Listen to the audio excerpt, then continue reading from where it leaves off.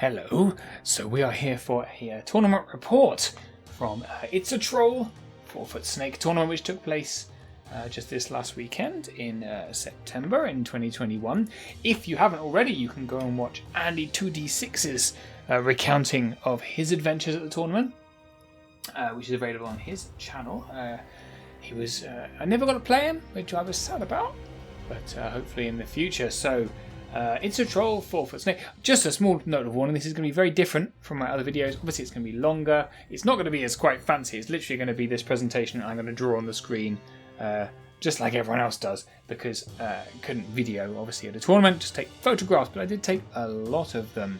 So we're going to do day one in one video, day two in another, and go like that. So it was a 5-game tournament with 2,000 points. So we had 3 games on day 1 and 2 games on day 2. Oh, the other note is that it's very warm here at the moment, so the window is open, so there might be some noise. Apologies if that bothers you.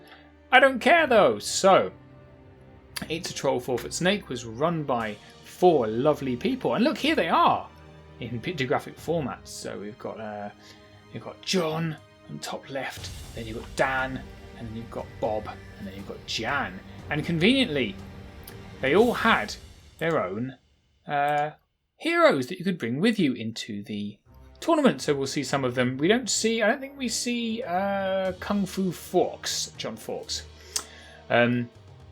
So we can forget about him, although he was kind of cool. So if he hit all his melee, then he did Blast D6. If you want to see some Kung Fu Forks action, you can see that over on Andy 2D6's channel.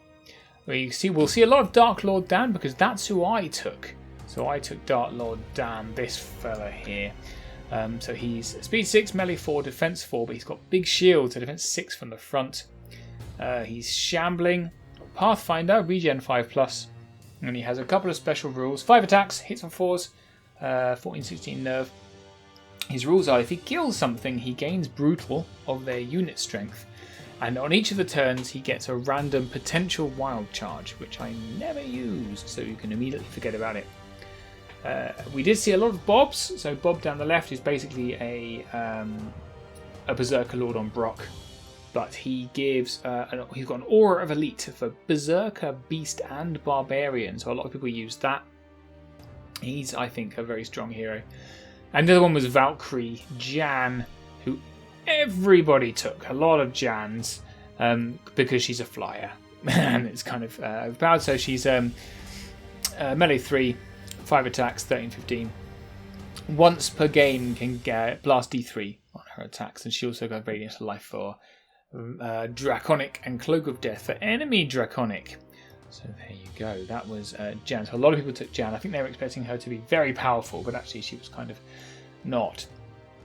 She was better as a flying piece of attack. But I took Dan because I felt my army needed kind of a solid, survivable core, because I think I felt my army was a bit fragile. A view that I changed as I played my army more and more, but of course I'd made the model by then, so it's far too late. So the tournament was calculated. This is important. This is how it was scored. So 10 for a win, 5 for a draw, and 3 for a loss. And the only modification to that is kill points. So the amount you win the scenario by is irrelevant. It's just how much you murder. So things got rather bloody. So keep that in mind as we go through. It's relevant. And this is my list I went with. This is my Twilight kin, my Twiglet kin. So I have 2 regiments of Impalers. People think they're fragile. I think they're great, but they're only good when they're not a first line, right? They're a second line. Okay, so I have 2 Chrome-bound Butchers for them to go behind. Of 2 Gargoyles, because who leaves home without 2 Gargoyles? Your chaff and your objective markers and stuff. I have 2 Abyssal Horsemen, one with Sharpness and one with Caterpillar. A Chrome-bound Archfiend. A Soulbane on foot with nothing, and then 2 Summoner Crones. So it's a doubles list really. 2 Impalers, 2 Gargoyles, 2 Butchers, 2 Horsemen, 2 Heroes, and 2 Crones. So my heroes have got, one of them's got the Wings of Honeymaze and the Scepter of Shadows, which means she can also heal elf units. And one of them has Bane Chant to a horse, and the Tome of Darkness, which gives Surge 4, which is solely for Dark Lord Dan. It does get some action, so you'll see that a bit later. And you're thinking, why am I taking the Archfiend? Because A, I think he's brilliant. and B, 4-foot Snake's scoring, as well as the battle scoring I've just shown you, also includes a very heavy hobby element. And the Archfiend that I have is my nicest model. So that is why I've taken Twilight King, and that's why I've taken the Archfiend. So there we go. Let's move on straight away to game 1 versus my friend Danny, who was playing 3 Dwarfs, a very heavy Brock list. So let's have a look at his list. So lots of badgers in this list, or throwing mastiffs, which he had modelled as badgers. So 4 regiments of ironclad, all with throwing mastiffs, a unit of berserkers with fire oil, 2 regiments of free dwarf Brock riders, 4 mastiff hunting packs, also all with throwing mastiffs. Packmaster with the Munchberries update, which giving him Aura of Vicious for ranged. Berserker Lord on a Brock with Blade of the Beast Slayer, which is standard. Berserker Lord with the Wings of Honeymaze, which I didn't notice until turn 2, you'll see shortly, and very Egalax. So basically, all of his Berserkers have got Wild Charge +1, and every attack they've got, as long as they're within the Packmaster and Bob's auras, will have Elite and Vicious. For all of the Throwing Mastiffs. And everyone has Elite from Bob, so I was worried about this list. I was worried about it for a number of reasons. One, the Berserkers, they've got fire oil, and they are very, very punchy. If they come anywhere near my horses, I'm dead. Also, he has the potential, because the stealthy on my butchers doesn't matter against throwing mastiffs. If he manages to concentrate his fire, he can take off pretty much any of my units. So yeah, pretty intimidating. You say it's intimidating, and then you realise you're playing Danny. Look at him. Look at that handsome man. Whoa! Smouldering away at Element Games there. So, yeah, bless him. So Danny is a good player, and he knows what he's doing. Before we go on to the deployment, this is his. I use these little 3D printed badges here. Very sweet. The other thing is that we use dot deployment for terrain. So this is, I believe, a Texan thing, whereby there are little dots on the tables, and you take turns putting down pieces of terrain. And the walls go last. So every board has 2 hills, 2 difficult, 2 blocking or impassable, 2 forests, and 2 walls. Right. So this is our table. So I think Danny was interested in getting clear lines of sight. I like a piece of terrain to hang off, so I place this one in the middle. This is blocking, and this is blocking back here. So he stuck the other one back there, put a hill back here. There's another hill here. These are height 3. I think these are height 9. Excuse my mouse drawing. We have height, I can't even remember, it never came up, but probably height 0, let's say. Difficult terrain, there's another one there. We have some height 9 forests here and here, and we have 2 walls here which are height 1. Okay? So I think Danny chose sides, and we deployed like yay! Now, there was some strategy to this deployment, because my main concern was my horse unit. So I'll go through. We'll go through the screenshots. So on the left up here, so these are from the left to the right. Okay, we'll come back to this one in a minute. That's his. He's got 1 regiment of Brocks there on the left. Then he has got 1, 2, 3 throwing mastiffs, or mastiffs with throwing mastiffs. 1, 2, 3. With 3 ironclad behind them here. That's the Packmaster. This is Bob, which incidentally won Best Bob at the competition. That's very Egalax in front of him. We've got another Brock Riders. We have the Flying Berserker Lord, and then the last regiment and troop of ironclad and mastiffs, and these are the berserkers on the right hand side. The scenario is push. Okay, so let's just go back for a second. So what I was concerned about was these berserkers, I wanted my horses nowhere near, and this is the other push stage. So you have 3 tokens and then an additional token in the middle, and my strategy playing push is always ignore the other person's tokens. I don't care about them. Alright, but I want him to put loads of resource with them to think he has to protect them. So my standard deployment is I put my butchers, and then I've put Dark Lord Dan, that's my Dark Lord in the middle, with a crone. There's a Soulbane somewhere, here he is. and then the 2 impalers, right? That's my standard deployment. Once I've done that, I then deploy my fast wing. Okay, so what I did, I started off putting gargoyles here, and I put the demon here. And my intention fully here is just to redeploy immediately, because I'm going to put my tokens on this unit of impalers.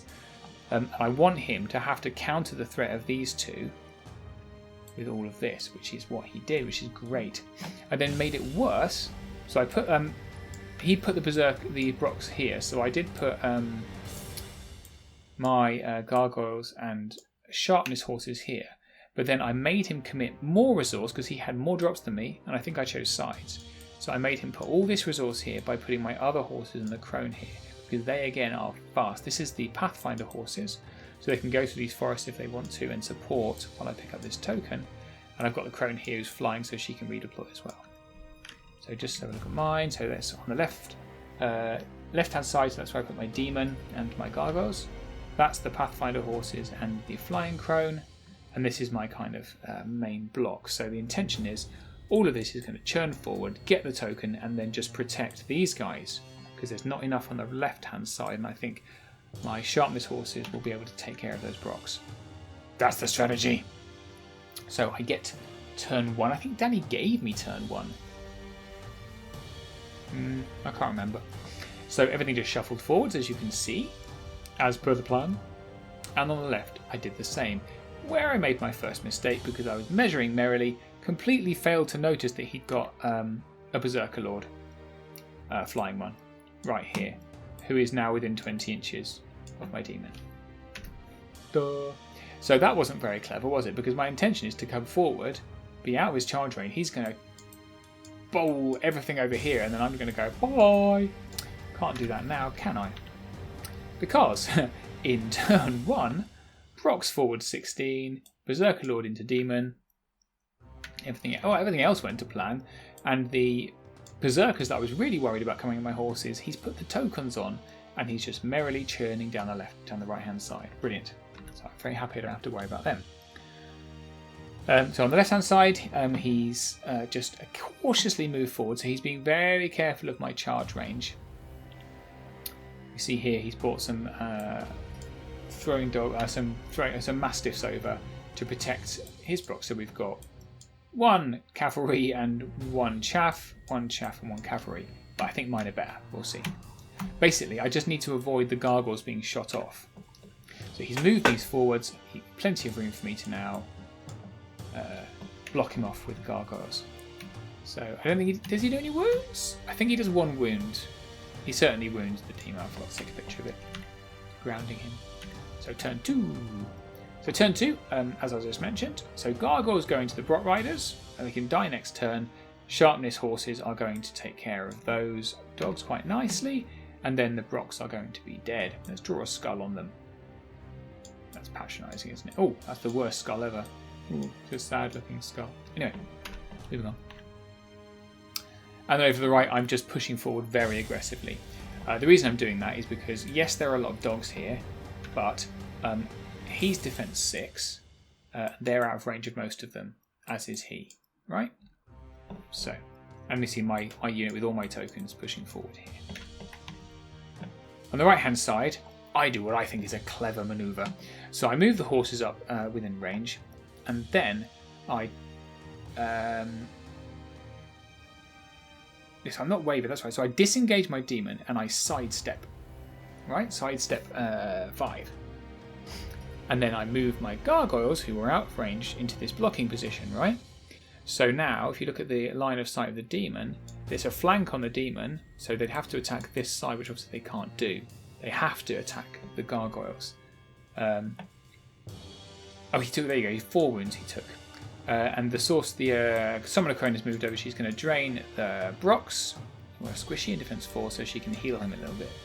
But this gives me a turn where he can't be damaged, and then he's free and easy to, fly off next turn. So, salvaged. So there we do 5 damage from the gargoyles. Nice work. And we make small dog-shaped chunks out of the mastiffs. What happens over here? Right, he just moves things forward. So yes, so the Summon of Crone drains 3, which is pretty good, and heals the demon up. So then Danny moves forward. So I think he ignores, for some reason. Oh, that's right. He ignores it. He doesn't want my demon to charge his Brock, so he sends him off down there with the Berserkers, and instead brings up his kind of shooting stuff to shoot at the demon and the gargoyles. I think the flying guy just goes into the gargoyles to knock them off, or to try to. Everything else moves up, so there's some clever kind of shenanigans here. Basically, they're within 20, they're within 20. So if the demon chooses to go here, he's going to get flanked, so on and so forth. Something like that. Yeah, so that's how he's moving up. Okay, maybe not. So he's flown his Berserker Lord off here to kind of sneak around the back. Well, I don't know what he's going to do with the gargoyles. I think maybe he's just going to Mastiff them off, maybe? Okay. I did actually play this game. I should know the answer. So Berserker... yes, so Brock's counter-charge my gargoyles. Right, so he throws some Mastiffs at my Summoner Crone, doing 5 damage and wavering her, which is rude, isn't it? Oh, there you go. It's the guy on the Brock. It's the Beast Slayer guy. Right, alright, I know what I'm doing. Who only manages to waver those gargoyles, even in the rear. That's a rear charge. Okay, he's an individual, doesn't matter. So he goes into the rear of the gargoyles and fails to kill them, which is very embarrassing. However, he does manage to kill my gargoyles on the other side, but only manages to back up 1 inch, which isn't quite as far as he wants. So, yes, it's slightly death on that side. So this is how we look at the beginning of turn 3. So not a very successful turn for Danny. His dice really let him down there. He needed to get rid of those gargoyles here, who were just wavered and therefore holding things up for another turn. Okay, so I go in obviously with my horses into those. I trundle forward. I'm fed up of waiting for him to shoot me now, because you can see what I've done over here. I'll show you in a minute, but I've engaged, which means that these throwing dogs are now unavailable. So he's got 4 sets of throwing dogs only available. So I trundle forward with Dark Lord Dan, who I think can take it at defense 6, and my butchers, who I don't care about because they're chaff. Alright. So that's what I do over there. So I decide to go for it. Fed up of waiting, basically. I think I worked out that if I reform, the line of sight here goes past my demon. Right? So that's the plan. The gargoyles just turn to face this chap. Say hi. Yeah, so we utterly murder the Brocks with the sharpness horses because they hit on 2s and wound on 2s, which is kind of gross. And then we murder that unit of Ironclad and turn like this, which I thought was rather shockingly clever. So basically I've got the 2 heroes in the front of the demon and nothing else, because no line of sight there. No line of sight there. And I've turned the horses. So basically he can flank me with Spheri on these horses. But I think there's no line of sight here from these Ironclad as well. So he's basically just got these and Spheri, which I hoped I could take. Right, so Danny's turn 3. He sends the Brocks into the flank. Not Brocks, I must stop. Mastiffs into the flank of the Gargoyles, finish them off. He sends the Flying Lord back again to finish off my Crone, which is mean, and he turns his other Brocks around. These guys are now just chilling with their tokens and play no further part of the game. He's taken, so the Berserker Lord with the Beast Slayer Blade, there's another mistake that I made, is an individual and was within 16 or 17 or whatever it is of the back of my demon. Beast Slayer on demon, bad.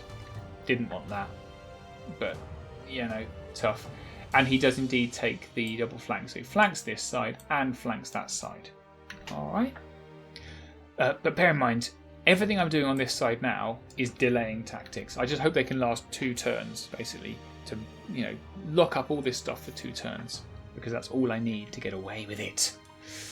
So yes, that's the attacks there. He then turns and he throws all of his throwing dogs, who he should have been sending at these guys, this guy, because he's defense 6. Anyway, all those throwing dogs, so 3 sets, 5 wounds.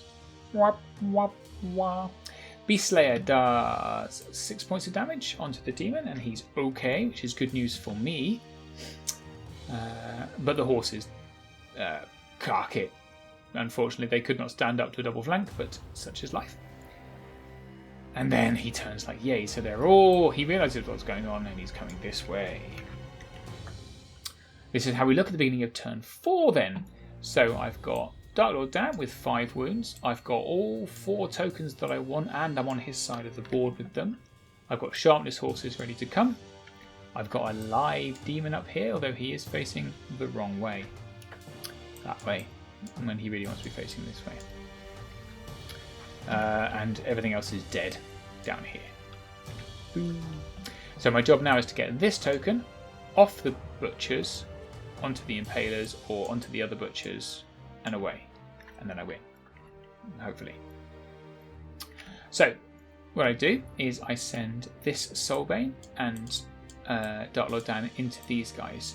Because what that does is really create an annoying impasse, right? So the butchers have come into the other one. So we basically just put a big barrier of bodies here.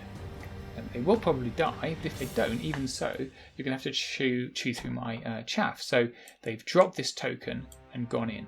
Right, so the Impalers have then gone to pick it up, which I think I'll show you in a second. Look at that! That must be psychic. I've brought my crone around to do some support, so she's going to drain them and heal. I'm not even sure if I'm allowed to heal the big guy. I think I did. Might have been illegal. Don't tell Danny. Right, Danny? And what did I do there? I think I just buggered off. What did I do that for?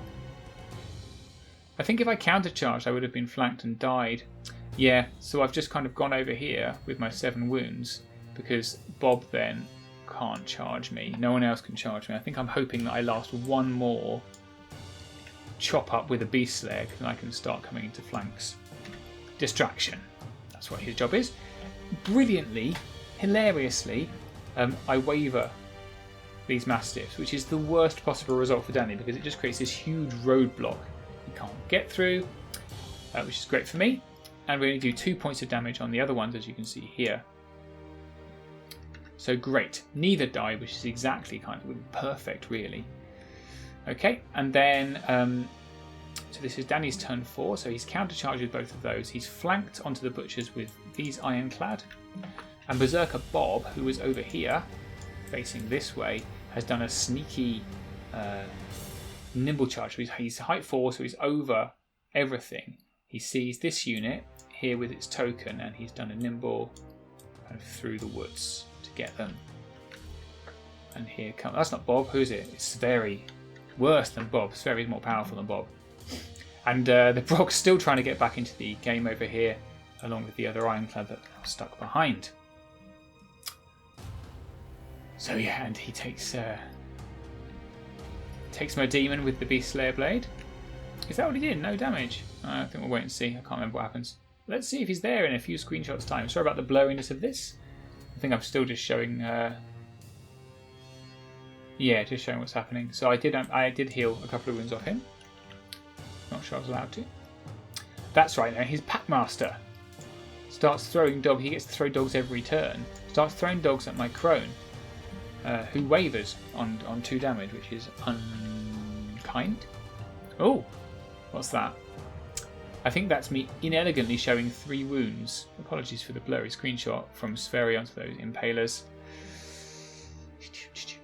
And 6 wounds. So my butchers, very durable. Very durable. This is why I don't think my list is fragile. They just don't die. So they got flanked by Ironclad, and they got dogs in the front, and they're 6 wounds and fine. Oh, there you go. 3 wounds again. Well done, me. Notice, no demon. He didn't live. He didn't live. He didn't last, but it was worth a squirt, eh?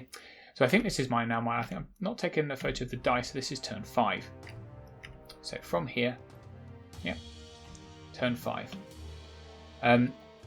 So I've continued to just attack these guys because that's hilarious. Plus, the Soulbane has got a lovely aura of dread. Enjoy.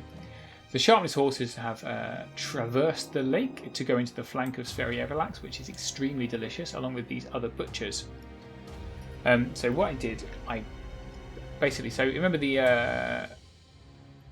Impalers were here. Okay? So they disengaged 1 inch and they sidestepped, dropping the token. The butchers then charged in, picking up the token, and the sharpness horses came in and decided to finish off Sverri. Alright, we're just sitting here happily with the other butchers.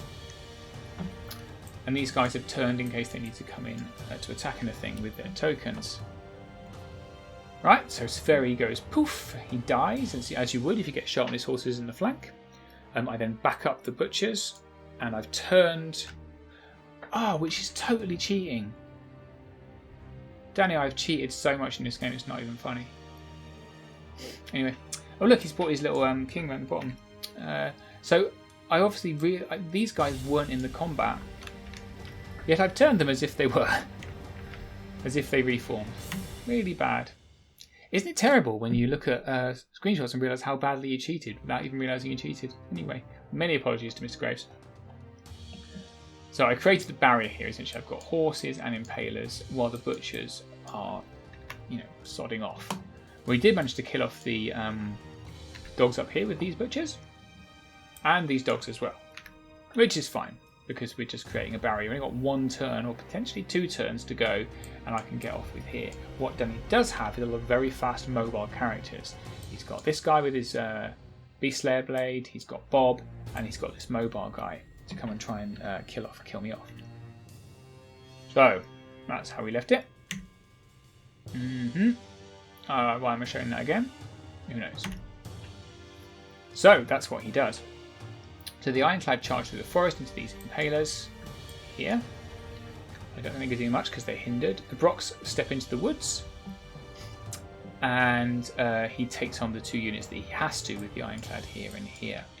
But note, he's brought his Brocklord here around the corner, and he's engaged my butchers with the flying guy. Bob has engaged the sharpness horses. Alright. And he wavers, the Packmaster wavers the crone for the 2nd time, which means I'm not available to heal anything. I think the other crone must be dead. Yeah, the other crone's dead. I can't remember what killed her, somewhere or other. So Berserker Bob does 4 wounds to my sharpness horses, which have got a Hydra on. I should clarify, there is a Hydra on top of them, but they are horsemen. No, there's some horsemen. The flying one does 3 damage to my butchers, and the Ironclad do a good amount of damage. What were they on before? Can anyone remember? 3. They do 3 points of damage, but not to 6. Should have been facing the enemy, should have been a flank. Oh, that screenshot's the wrong way around. So how has that happened? Oh, that's the ones in the front. Okay, yeah. So the ones at the top, Ironclad do 9 points of damage and wave on my butchers, but they've got Fury, so I don't care. Turn 6, look, a turn marker. I'm great at this. So turn 6, we counter charge with Dark Lord Dan, and I put the Soulbane into the Ironclad. We counter charge here and here, obviously. I've obviously backed off somehow. I don't know where these butchers have gone. I guess we'll see in a minute. We do 9 points of damage to Berserker Bob, but he's a -18, so we don't kill him. We do 3 points of damage on the counter charge to these Ironclad, which is poor. Here we go. So this is what happens. Yeah, I think I just backed them off. So I backed off my butchers. What that allowed him to do on his turn 6 was to send both his Flying Lord and his Brocklord from the other side, from down here probably, into these Impalers, wavering them, which is very exciting. So basically, if he manages to kill this unit or this unit, he wins, because he's got 6 points from the push tokens in on his Berserker unit. So quite wisely, he ignores the quite tough unit here and goes for the slightly squishier, but 1 higher nerf. So they're a 14-16 compared to a 13-15, but they are much squishier. Yeah, and he just carries on trying to grind away at things on this side. So I think everyone goes into the butchers that were here and finally kills them. Berserker Lord, no, it's Bob, isn't it? Bob goes into the sharpness horses, puts them up to 7. And they managed to put me up to 5 wounds there, but it's not enough. wavering me. You can see here. So in my turn, oh, is this turn 7? It is turn 7. I might not have taken the photograph. I think I took these moves prior. Anyway, we get a turn 7. Really good at the dramatic tension, this one. I'll get better as we go through. What happens is, because he puts everything he can into this unit, my Summoner Crone is available for draining. So I drain some wounds off of the Berserker Lord here. You see quite a lot, and I heal some wounds back off the Impalers, which means that when he goes back into me, you can see how many wounds I took off, right? So that's just kind of the carnage in the middle. What's important is this combat here. I've healed 5 wounds. 5 wounds off of 6 drain life is gross. And effectively it means that he's going to have to do all that work again. At this point, Danny's clock was running extremely low, so he put me back up to 7 wounds from wherever it was. 1. So he did 6 wounds from both the Berserker Lord and the Flying Berserker Lord. Not enough, just a waver, and I take it home. He does, however, manage to kill my Sharpness horses, which frankly is a bit mean. I think it's the last slide it is. So yeah, so that was tightly fought, but the game plan just about worked, possibly with a slight bit of cheating, now I've realised that. But you know, good old Impaler unit with all his tokens there. Surviving just up until the last one. You can see how close it was. But yeah, what a great game, what a great guy. Let's go on to game 2. I think I finished that one with a 15. That's how close it was. So if you get 10 for a win, and then 5 for kills, so I didn't really kill very much of his stuff. He killed quite a lot of my stuff, so I think it was a 15-9, I want to say, something like that. But 15 out of a possible 20, which I think is good for a first game, because if you win too big, then you know, Icarus it right up near the sun. Right, game 2. Okay, and we plough into game 2. Now, I actually recorded game 1 yesterday, this bit, and I've since told Danny that I cheated, and he's pointed out very gently that he's written an article where he elegantly explains why honest mistakes is not cheating, and you should go and read it. It's very good. I shall link it below this article. So my game 2 was versus a guy called John, playing his Orcs. Not met John before. He is from the northwest of England, a lovely place called the Lake District, Cumbria, and this is his Orc list. So he had 2 regiments of Morax, a regiment of Longaxe, the requisite horde of Greataxe, to whom he had gifted the Helm of Confidence, 2 regiments of Gore Riders, one with the Pipes of Terror, one with the Makwar's Potion of the Caterpillar, a troop of Skulk Outriders, 2 regiments of Orklings, a War Drum, a Crudger on a Chariot with the Mace of Crushing, a Crudger on Winged Slasher with the Healing Brew, and a Crusher on a Gore, with a Blade of Slashing. So a pretty standard Orc list. Nice mix of infantry units.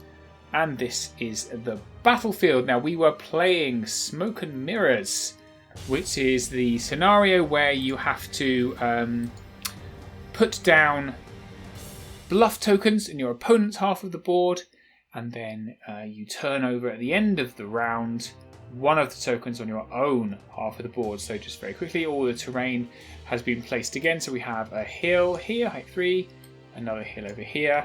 So we dot deployed these. So I dot deployed a house again for me to hang off, and he put another one I think here. And I put a forest in front of it again because I'm very happy to go through terrain. So he doesn't. He only has Pathfinder on 1 Gore regiment, which is this one I think, Gore Riders.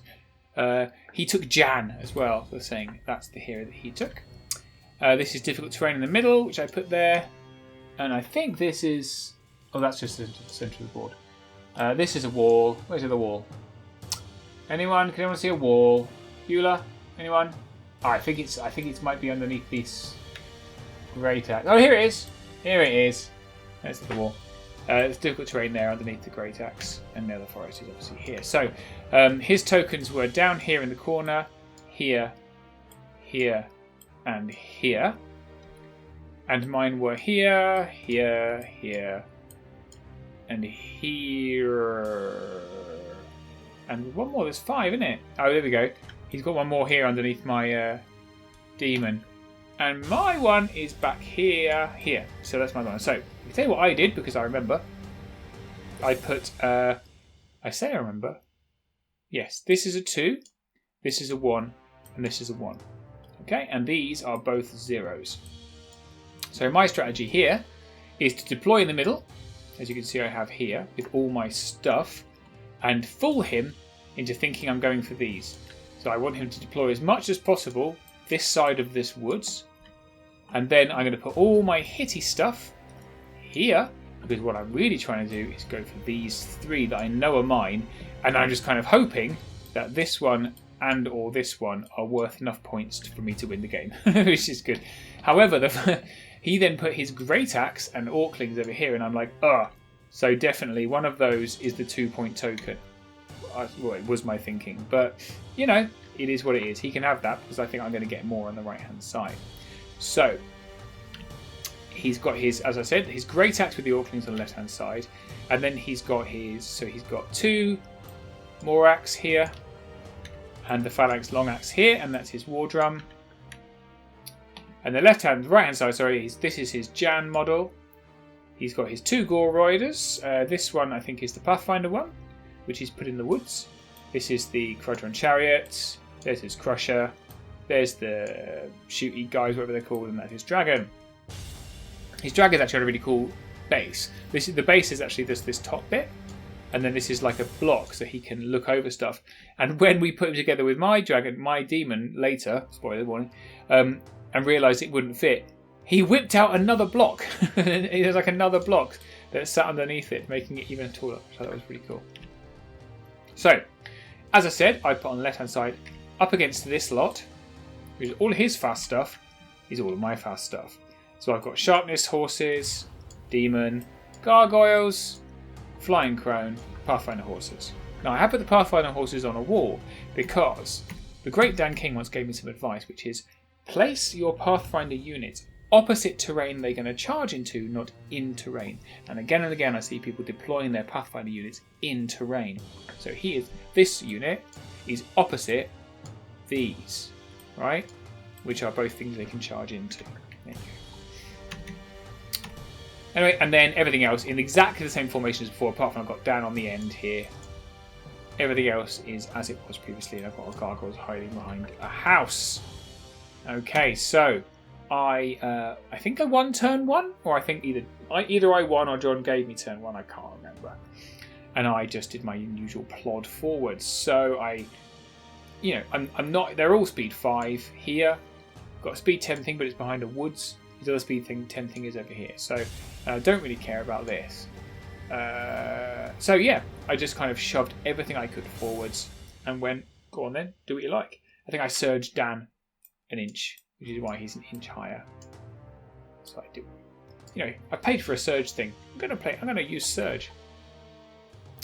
And so moving into John's turn, you can see there's a ruler there showing 12 inches from my butchers. But really, having the Great Axe is his biggest hammer.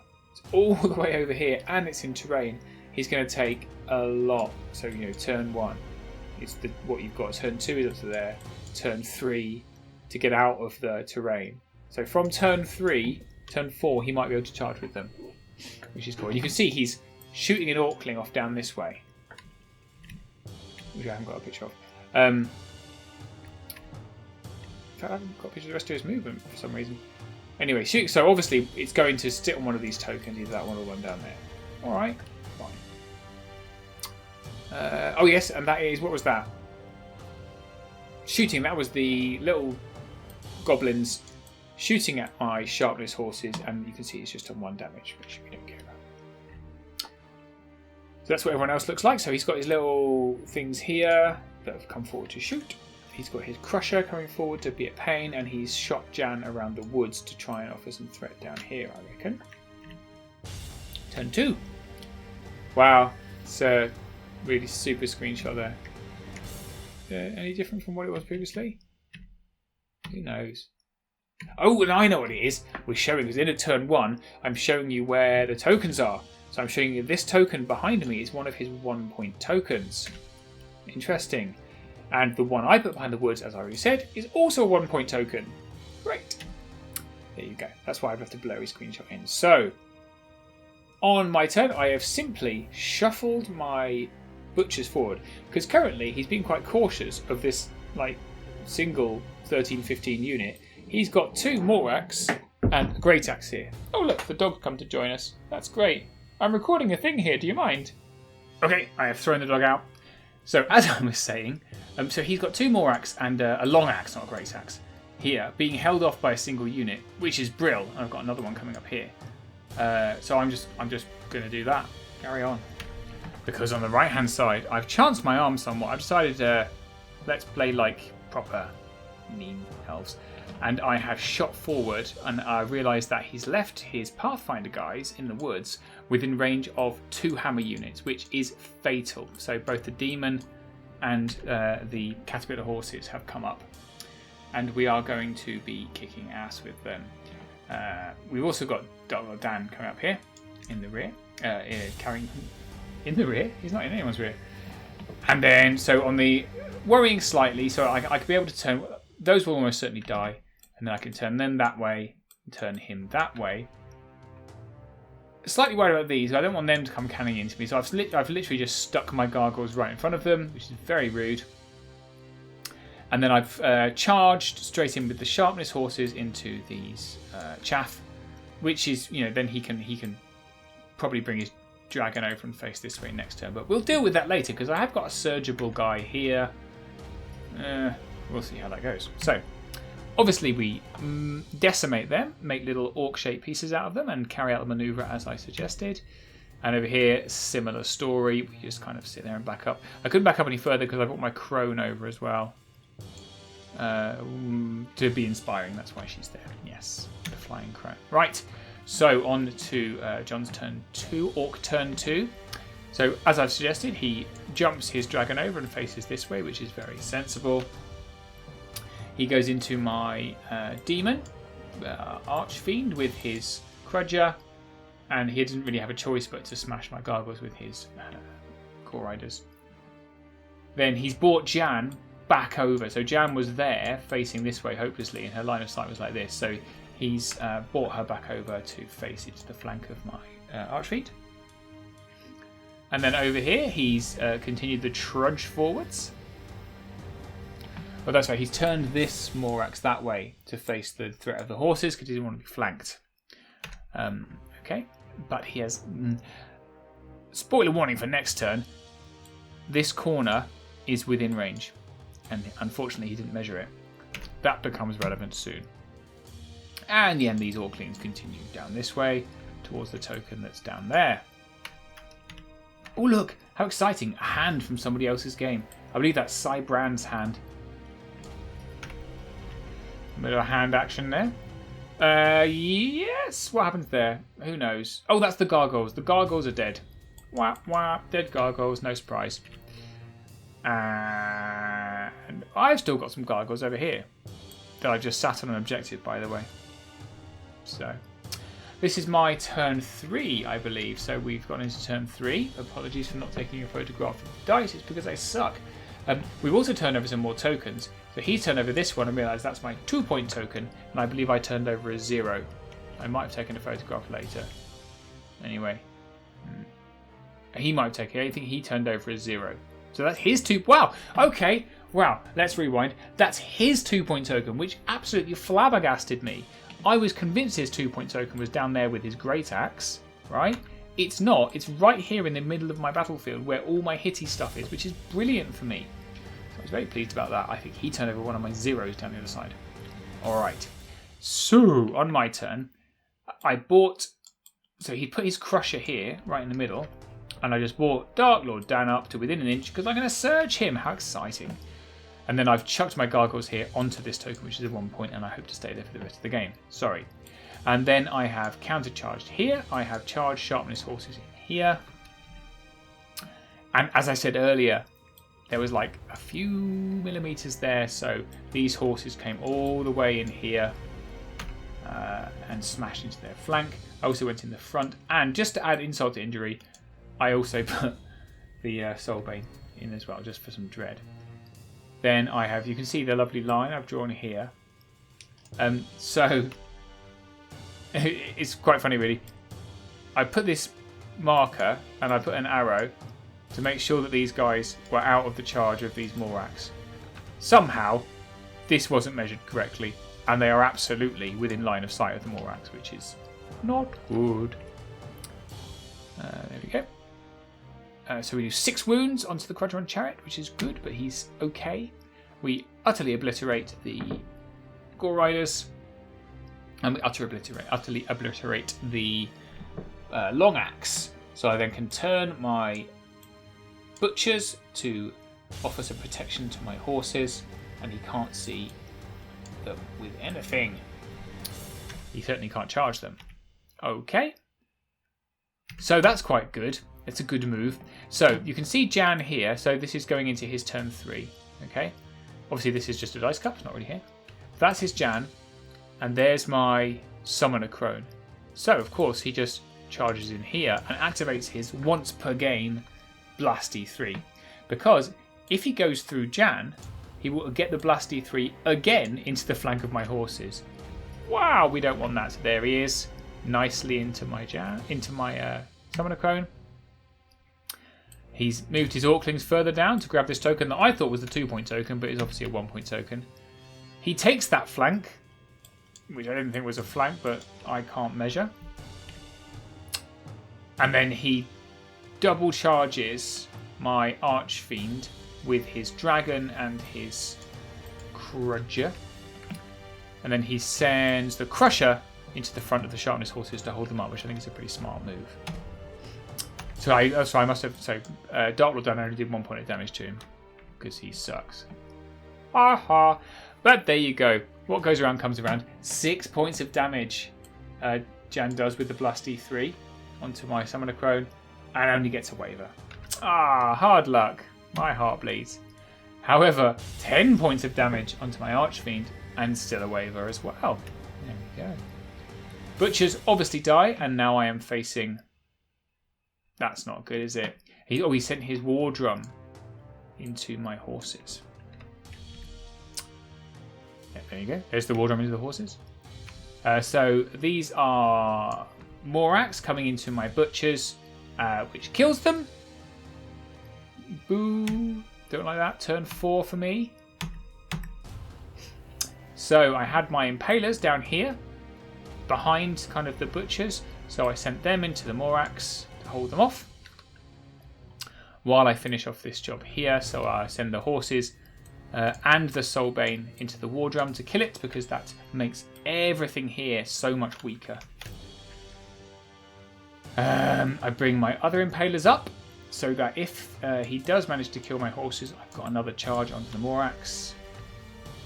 I've done exactly the same thing with Dark Lord Dan again, so I've moved him up within an inch of the dragon, and I'm going to surge him into the flank.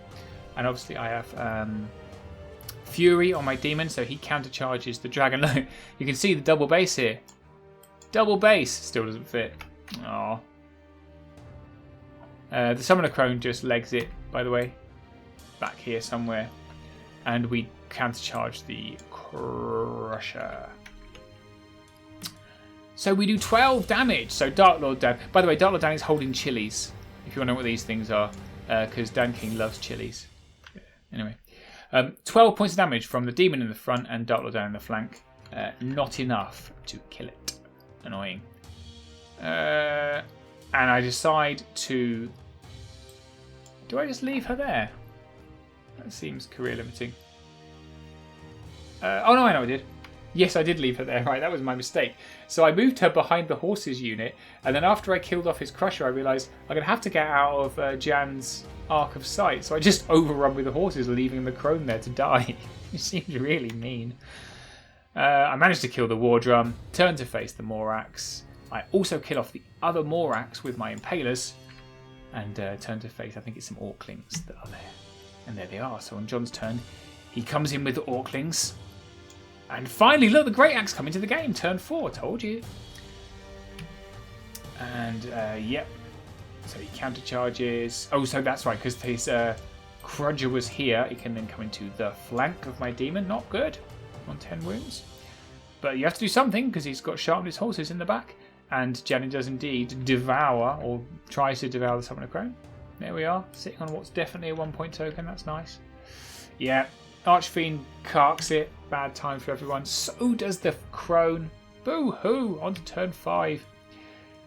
This is showing that this was a 0 point token here, which is now not there. And there's my... No, we did the 2 point token ages ago. I'm rubbish at this whole battle report thing. You should watch Andy 2D6. I'm sure he's better at it. Right. Sharpness horses. Yes, we go into the dragon, which is here. There's down in the side, and we smash it to tiny, tiny pieces. Oh no, there's my 2 point token. Right. God, I'm so stupid. So the one I showed you before, down there, is his 2 point token. This is my 2 point token. Right? Yes. So I've now got both the 2 point tokens. Yay! So yeah, we killed the dragon anyway. Woohoo! And I have to turn the horse. Unfortunately, I have to turn the sharpness horses this way because otherwise Jan will be in their rear. Don't like that. But I have managed to, so I've turned Dan to hopefully protect. So I don't think he can fit a 50 base here or here to flank Dark Lord Dan. Okay. And then the noblest piece of work. Because I don't want to be Great Axed, I send the Soulbane in solo into a horde of Great Axe. What a dude. And yeah, we turn like this. I think I've killed the Morax here. What happened with the Morax? I think they fluffed their attacks on me like hideously badly. And then got flanked by these Impalers, hindered, but then fronted by the horses here. And I turn this way. At this point, it's I've got a lot of scoring things on the tokens over here. So that's good for me. What's that showing? Oh, that's showing the 1 point token maybe that's left over here. So yeah, we've got a 1, a 2, and a 1 is over there. All mine. So yeah, he counter charges there. I'm not sure what this guy... I think this guy goes that way. We'll see in a moment. Look at that. 10 wounds. And wavered. Ooh, what a legend. He lives. Turn 6. There, yes, so he does. He charges over this way to jump on this token, so I simply charge up with a lot more unit strength up here, so I can have that one as well. We've got the wavered Soulbane, and I've got some Impalers waiting as well. Yeah, these guys just literally hanging around in the middle of the battlefield, nothing to do now, so we've managed to sort things out. So he's jumped Jan onto the token here, facing my gargoyles, so I simply jump my gargoyles over here onto this token here. There's a token here, there's a token down there. Dark Lord Dan's now on a 2 point token. Sharpness horses on a 2 point token. So I've got 2, 4, 5. And I've got that one over there for 6. He's got 1 with Jan. There she is, on 1. There's the 1 point token. So he does try to come in. And obviously he charges the Soulbane. Oh! And that's into the So, who dies. So, dies, but his sacrifice was not in vain. So that was a pretty solid victory. Came out with an 18 points victory. Very, very nice man, John, that I played. Very nice army. Really happy to play him. So I've had 2 good victories. On to game 3. Okay, we are careening into game 3 against Ross. Oh, Ross, who is Ross Diggle? He's practically a celebrity, I'm sure. Well, he is in the UK anyway. He's a bit of a legend, and he is hilarious. I swear to God, I have not laughed so much and had so much fun playing Kings of War before. He is brilliant. Anyway, he's playing a very fast herd list, which has done very well for him so far, which looks like this. It has a horde of and 2 regiments of Spirit Walkers, so very nice. 2 troops of Tribal Trappers, 2 regiments of Centaur Grey Hunters, these are the shooting cavalry, 2 troops of Wild Gur Panthers, a Beast of Nature with wings and 7 attacks, and then a bunch of heroes. So he's got a Tribal Tracker to run, I assume, with the Trappers, a Chieftain with the Sabertooth Hunting Cat, which I think gives him Duelist, Centaur Chief with the Sabertooth Hunting Cat to give him Duelist. He only inspires the Centaurs, and then 2 Glade Walker Druids who are both very healy. So it's kind of like a, I guess we'd call it a glass hammer kind of heal thing. I don't know what it is. It's fast, right? And terrain is going to be important, which is why I'm very happy there's dot deployment. So I set up the terrain like this. We're playing Dominate, by the way. So that's the Dominate token in the centre, showing it's 12 inches. Yeah, there-ish. And look what I've done. So he goes off straight away, putting this great big lake in the middle, because he's, of course, all Pathfinder. And I'm like, all right, fine. So I put a house here, just to be a knob about it. Because that allows me to do my usual thing of splitting my army and hanging off it quite nicely. Oh, look, you can see Andy Ransom's socks at the top of the picture. He really is. Everything is orange. There's his jacket on the other side. How exciting! And anyway, the rest of the terrain goes down. So there's another piece of difficult terrain. So I'm like, well, the difficult terrain can go down there. Then you can't have that. So he puts a wood right in the middle. There's another wood here. This gigantic, incredibly hard to play on hill. I did initially put it here, which was it just looks stupid, but I'm happy to have it there. That's fine. And then when we got to the wall, we put the walls down last. I put this big wall right in the middle, with 2 fingers up to Pathfinder, another one he stuffed down there. So that was how we put the terrain, and this is how we set up. So unsurprisingly now, so I think I got to choose sides, and I chose this side because I wanted him to be bamboozled by these 2 houses. If you ever put 2 pieces of blocking terrain close together, it allows you to create a funnel that people get stuck in. So if you have blocking units like I have here, you can just put them there and they can't get through, which is really fun for me. So again, I've deployed exactly as I would before. I've literally everything in a block, and then all the hard hitty stuff on the other side. So my plan is block moves up, holds off here, hitty stuff comes in here and causes havoc. He has put both of his speed 10 units here, but they've got no backup. All of his shooting stuff is here, so I think he's hoping to come in here and just pepper me with shots to wither me down. So I've put stealthy, defense 6, stealthy. Good luck. There's his... they're actually gibbons, you can see. Whatever these speed 10 things are, I can't remember what they're called. What are they called? Let's go back and look. Ger-panthers. But they're actually gibbons. Anyway, I think he's got Bob in this eye, by the way, because if you look, everything is a beast or a berserker. So he gives the lead to all of them, which is not much fun. We're going to get a lot of shots of Andy Ransom's knees, aren't we? So this is his centre. So I think this is the hitty hero. No, it's not. That's one of his shaman. And that's the other shaman. That's the hitty hero. I can't remember what it's called. But he's got duelist. Beast of Nature. That's Berserker Bob. And these are all the Berserker Hunter people. I didn't play against her very much, you can tell. Spirit Walkers. Those are always Spirit Walkers in the block.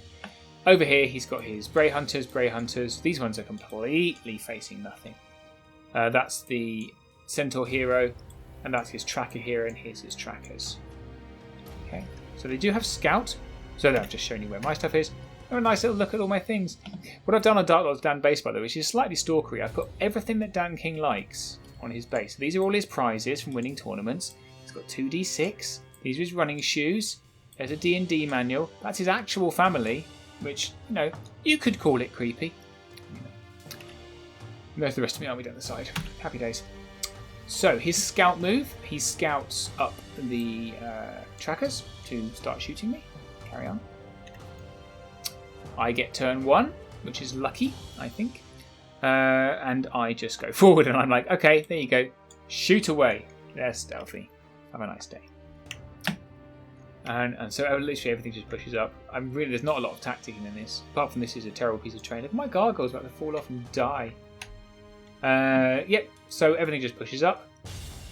Sits on the hill. Note the use of my stairs that I printed to keep them on this terrible hill. And I've pushed my demon really far forward so that both Ger-panthers can charge him if they want to. Just because I'm not scared of Ger-panthers. Nothing else will really hurt me. So he comes down here. I think I've drain-lifed one of these units. There's a couple of points of damage already on them, but I didn't manage to kill them. This is a shame because they've got rubbish nerf. He has managed to put his Bray Hunters down here so he can start shooting across. The other ones have stayed on the hill to try and get a Thunderous Charge attack off later. And then he's been a little bit more cautious on the left there. He's brought everything up, but he's stayed out of charge range. Yeah. So, all the shooting against my stealthy unit, 4 wounds, which isn't bad really, I think, for defense 5. Turn 2.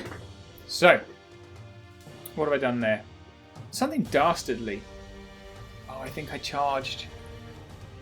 Yeah. So, I worked out that if the demon charges in here and then turns to face, so, whoops. So he would be like, yay. Unfortunately, it's just a small positioning error, which can happen if you're rushing.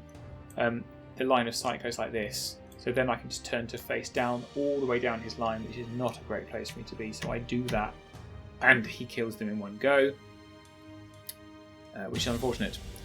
There you go. And then, just to be, I played very, very aggressively in this game because I really, if he gets his Spirit Walkers into me, they really are absolute damage, churny things. But I didn't want to have that, so I created a line of gargoyles here and here to allow both my horse units to come forward without really any danger to them. So he can, this is a front here, he can come into my horses, but I've got gargoyles to protect, and I've got my other horses here. So, look, my crone's having a lie down, couldn't stand on the rubbish hill. And then I put my butchers here, right in front of the wall, as if to say, come on then, charge away. Along with the defense 6 unit. Defense 6 actually, so Bob is not a Bob. I'm sorry. Dan is not able to be charged because he's the only unit that can come in as a Spirit Walker, I think, and it doesn't fit. I think he can come in with the Beast of Nature, and he might in fact do that. And then I've charged my other butchers into one of these units over here, like so. And I've drained, so I drained the other unit of trackers and healed the damage that was done to the butchers. And the butchers then murdered them. I made a bit of a positioning error because by sticking my crone directly behind the butchers, I couldn't then turn these guys to reform, so they had to just sit there, which means he can flank me. Next turn. Whoops, and does. So the guys that were waiting over here, happily shooting, take the flank of the butchers, which is along with the hero, so that's a triple attack, and the ones off the hill, so they are now thunderous too. Wah, wah, wah. Okay, and that's his tracker here, I think. He's got him out of the way by putting him back here, but that does mean I can charge him. So we'll see how that goes. Then, without any real choice, he takes both of his regiments into these gargoyles. He takes the remaining gibbons into the... He doesn't go into the horses because quite rightly they'll just die. So he takes them into the gargoyles because they can probably kill them. This is Bob bringing up the rear. And then he takes the Spirit Walkers horde into the butchers. He doesn't really have a choice. As you can see, he's taken the Beast of Nature into Dark Lord Dan.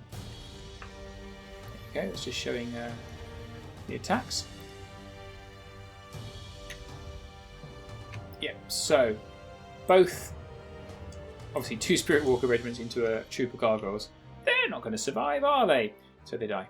And then he turns both of them that way because, of course, Dark Lord Dan. I think, again, this was a mistake because, of course, you've got Dan right here facing this way.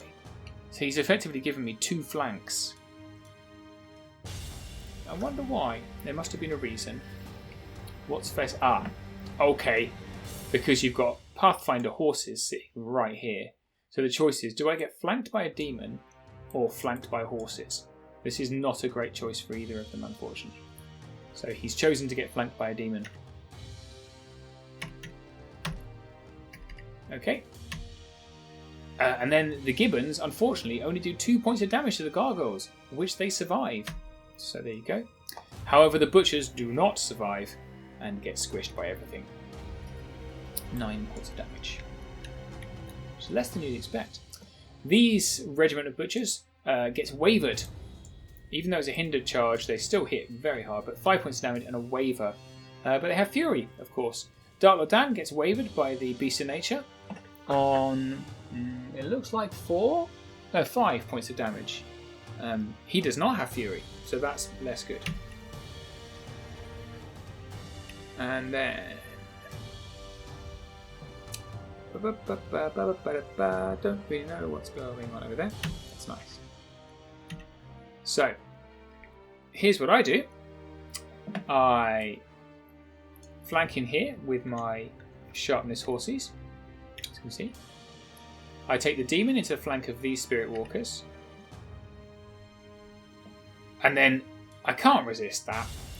So rather than take on the other spirit walkers here, I send the horses into the flank of the spirit walkers, the butchers in the front, and the soulbane joins in as well for fun. We take the first regiment impalers and we plunge it into these guys, the Bray Hunters, and we decide to take on the tracker with the other regiment. And then I simply put my... Why do I put her there? That seems like a really terrible place to be. Who knows? Oh, she drains, so she does... Alright, I started to sacrifice her. So she does drain life from here onto these Grey Hunters and does 2 points of damage, which I probably heal off. Oh, I think I heal off. No, I can't heal it off Dan. That's when I realise I can't heal it off Dan. I heal it off someone else. Right. So we do some points of damage on these guys, not enough. We do, however, manage to kill them, unsurprisingly. And then turn the gargoyles to protect the horses. We annihilate the horde of spirit walkers. We overrun the butchers right into the face of Dan. That's just showing that I didn't manage to kill those Bray Hunters. Why am I showing everything twice? I mean, oh, this is his turn. So on his turn, okay. So he's gone back in here, but he hasn't taken this flank. Is that right? That doesn't seem right. We'll come back to that in a minute. So he takes Bob into the Soulbane. And he takes his hitty hero into the flank of my butchers. And in what I think is a mistake, he continues to attack Dark Lord Dan with the Beast of Nature. The Beast of Nature flies. So realistically, that Beast of Nature can actually fly over the top and turn to face into my troops. Or either way, can face either way. But there you go. And I've only just realised it now, so it can't be that bad. And then these Spirit Walkers go into my gargoyles. Okay, that's what happened. So yeah, he hadn't yet moved when I took that picture. So it's a counter charge into the front impalers, and he sent his centaur hero into the flank. And he's taken exactly what I would do. I don't know quite why I left her there. I must be very desperate to heal something. The other Bray Hunters into my Summoner Crone. Because if he gets her, he can then overrun. Okay, and that's... I mean, who knows what that is? It's 5 points of damage. Something's dead, maybe? No idea. However, those gargoyles are definitely dead. And he's faced with a choice, not a great choice. Do you be flanked by sharpness horses or flanked by Pathfinder horses? And I think he's chosen both. Okay, so we take 5 points of damage from Berserker Bob, but he's fine. And it looks like just the same points of damage. Oh, that's right, because I must have healed. Oh, maybe I did heal Dark Lord Dan. Not sure if I could from there. Anyway, more points of damage onto him. 5 points of damage onto the Impalers, and they're okay. 4 points of damage onto the Summoner Crone, and even worse, she's okay too. At least she can't cast. So then we... so this must be turn... Oh, goodness, no, turn 5. For some reason, I've stopped taking photos of turn dice, which is very poor, and I apologise wholeheartedly to all of you. Next turn, whichever turn it might be, 5? I want to say 5? So...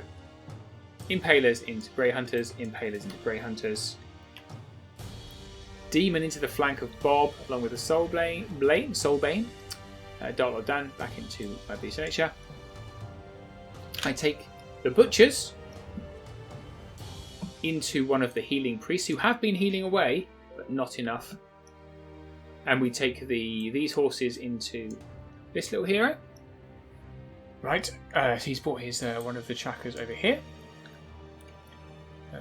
Why aren't you dead yet? Oh, that's right, because he moved it away so that he could charge his centaurs in.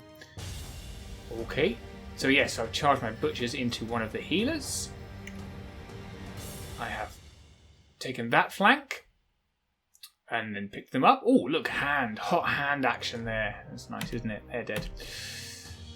7 wounds we did on that healer and then didn't die. 7 wounds is a lot.